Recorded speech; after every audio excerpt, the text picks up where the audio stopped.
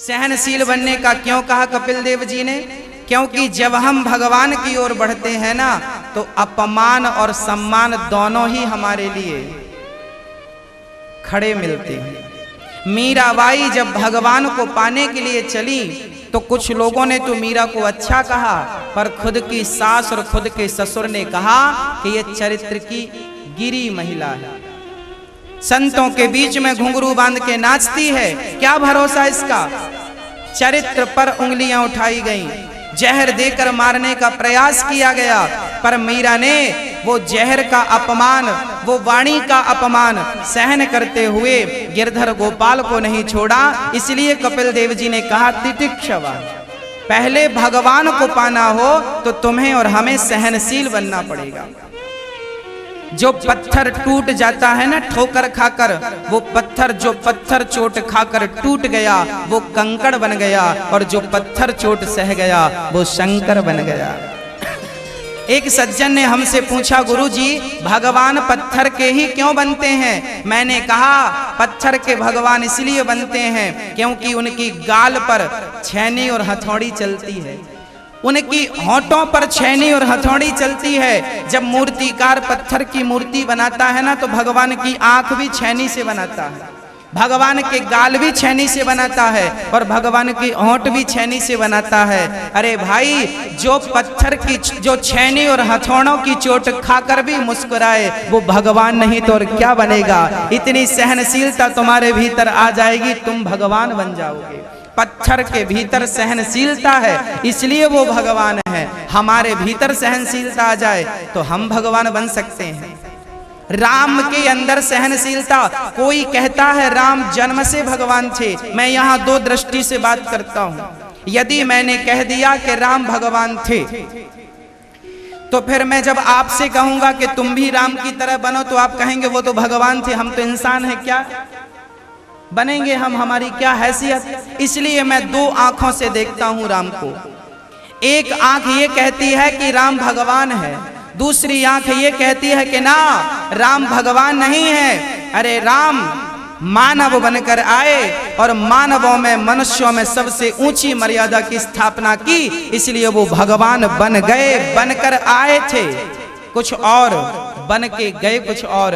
अच्छा, राम 14 वर्ष माँ की आज्ञा पालन करने वनवास ना जाते तो क्या राम का आज इतना जय जयकार राम की होती?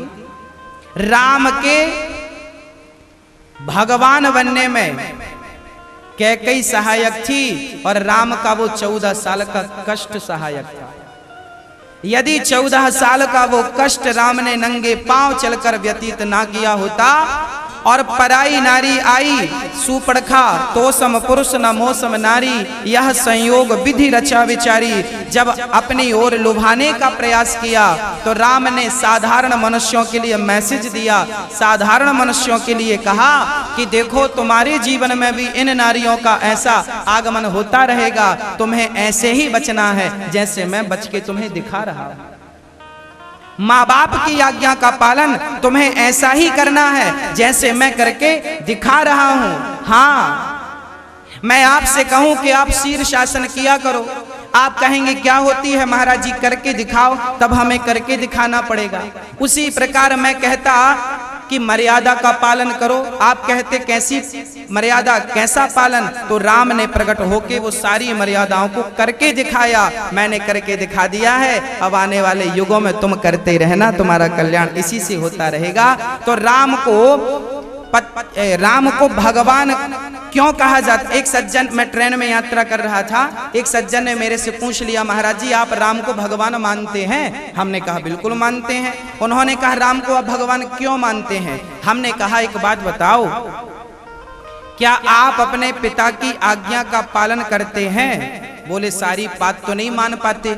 हमने कहा जब आप नहीं मान पाते तो आप भगवान बनने के योग्य नहीं हैं। यदि आपने माँ बाप की आज्ञा का पालन मेरे रघुनंदन जैसे किया है तो मैं आपको भी राम मान सकता हूँ। राम जैसा चरित्र आपका है, राम जैसा पराक्रम आपका है कि रावण जो सोने की लंका में रहता था, चुनौती उस रावण को दे दी।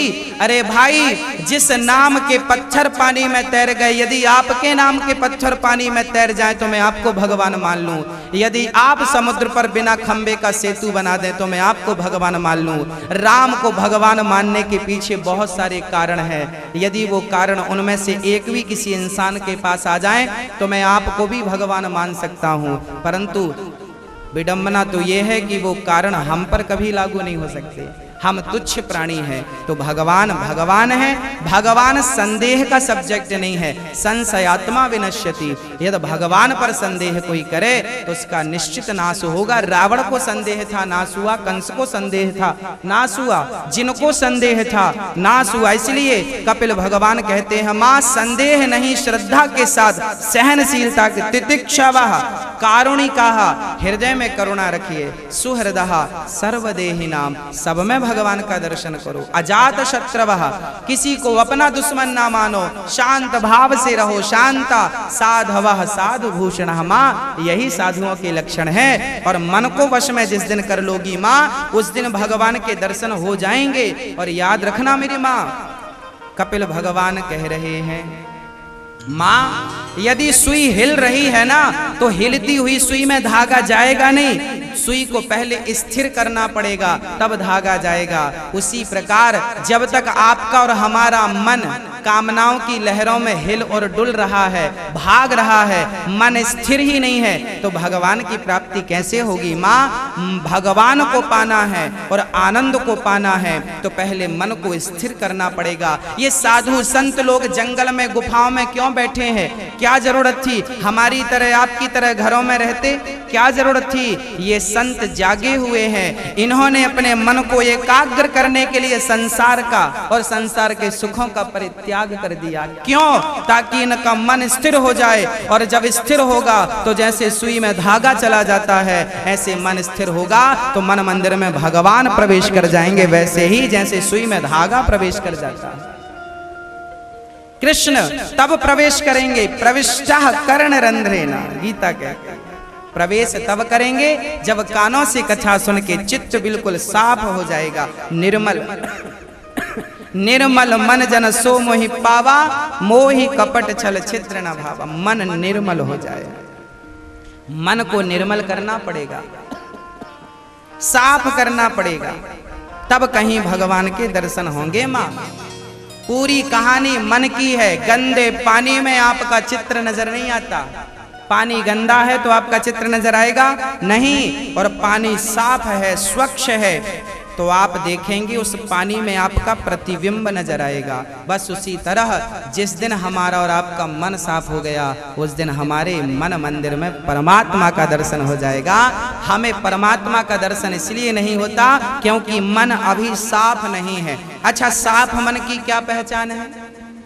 रामचरितमानस में लिखा, निर्मल मन जन सो मोहि पावा। राम कह रहे हैं निर्मल मन वाला मुझे पाएगा।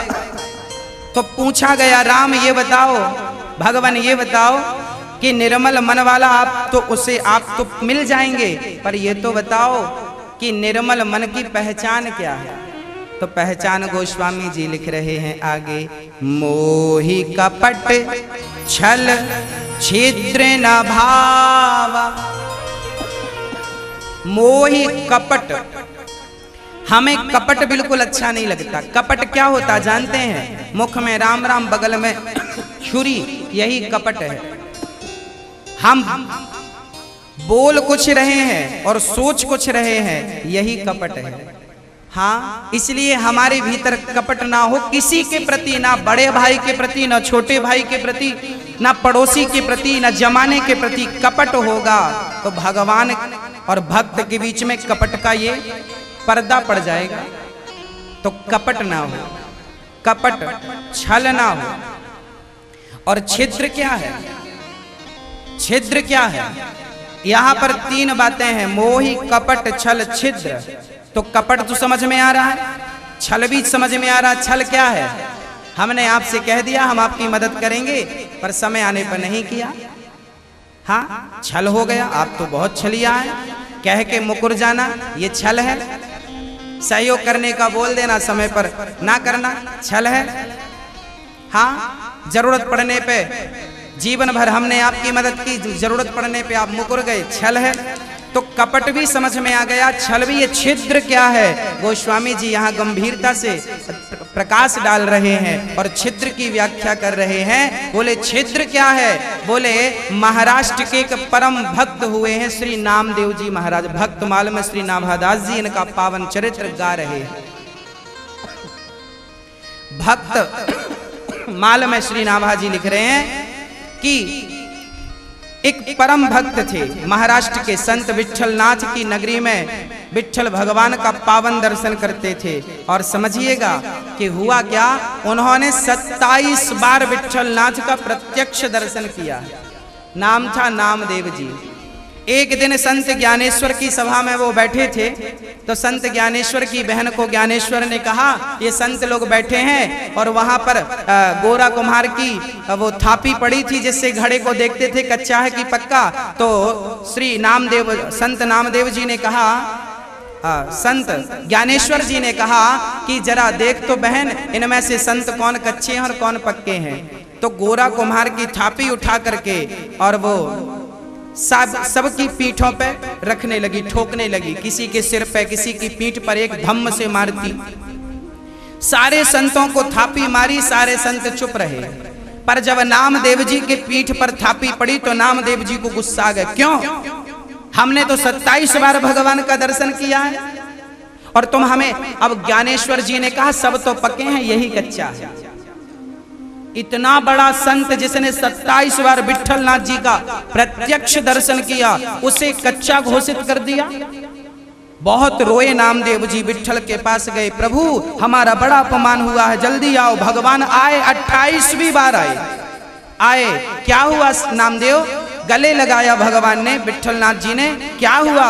बोले भरी सभा में मेरा अपमान किया, कह रहे हैं तुम कच्चे हो, बताओ आप क्या मैं कच्चा हूं? तब विट्ठल भगवान ने कहा बेटा मुझे पा लेना अलग है और कच्चा पक्के का हिसाब अलग है, तुम सही में अभी कच्चे हो। विट्ठलनाथ जी ने जब कहा कच्चा हूं, नामदेव जी ने कहा ये बताओ मैं पकूंगा कैसे?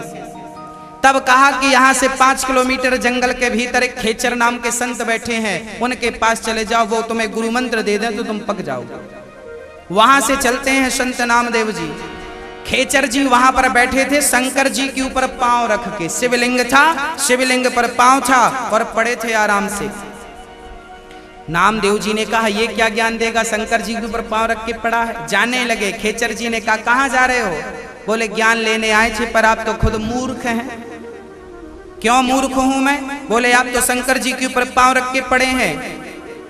तो संत जी ने कहा कि बेटा नामदेव, जहां शंकर जी ना हो वहां तुम मेरे पांव रख दो। तो बाजू में उठा के पांव रखा तो शिवलिंग वहां प्रकट हो गया। फिर बाजू में रखा शिवलिंग वहां, 12 बार घुमाया, 12 ज्योतिर्लिंग वहीं प्रकट हो गए।